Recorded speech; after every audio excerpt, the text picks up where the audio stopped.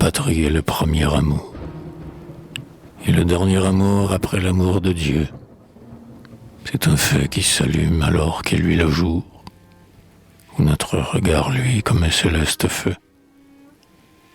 C'est le jour baptismal aux paupières divines de l'enfant, la rumeur de l'aurore aux oreilles, fraises écloses. C'est l'air emplissant les poitrines, en fleurs, l'air printanier rempli d'odeurs vermeilles. L'enfant grandit, il sent la terre sous ses pas, qui le porte, le berce et, bonne, le nourrit, et douce désaltère encore ses repas, d'une liqueur, délice et gloire de l'esprit. Puis l'enfant se fait homme ou devient jeune fille, et cependant que croît sa chair pleine de grâce, son âme se répand par-delà la famille, et cherche une âme sœur, une chair qu'il enlace. Et quand il a trouvé cette âme et cette chair, il naît d'autres enfants encore, fleurs de fleurs, qui germeront aussi le jardin jeune et cher des générations d'ici, non pas d'ailleurs. L'homme et la femme ayant l'un et l'autre leur tâche, s'en vont un peu chacun de son côté. La femme, gardienne du foyer tout le jour sans relâche, la nuit garde l'honneur comme une chaste femme. L'homme vaque aux durs soins du dehors, les travaux, la parole à porter sur ce qu'il vaut, sévère et probe et douce, et rude au discours faux, et la nuit le ramène entre les bras qu'il faut.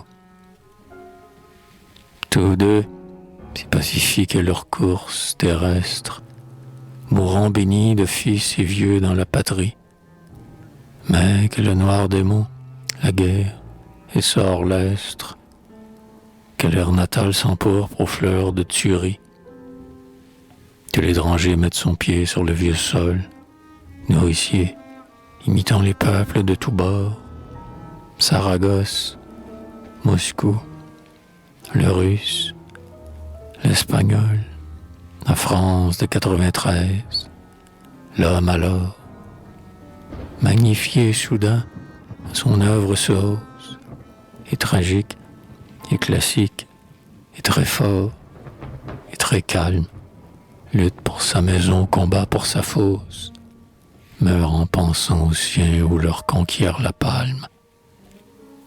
S'il survit, il reprend le train de tous les jours, élève ses enfants dans la crainte de Dieu.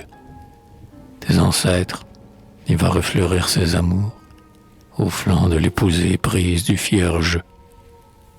L'âge mûr est celui des sévères pensées, des espoirs soucieux, des amitiés jalouses. C'est l'heure aussi des justes haines amassées. Et quand sur la place publique, habits et blouses, les citoyens discordent en d'honnêtes combats, et combien douloureux à leur fraternité, s'arrachent les devoirs et les droits, et non pas pour le lucre, mais pour une stricte équité. Il prend parti, pleurant de tuer, mais terrible, et tuant sans merci comme en d'autres batailles, le sang autour de lui giclant comme d'un crible, une atroce fureur, pourtant sainte, aux entrailles. Tué, son nom, célèbre ou non, reste honoré.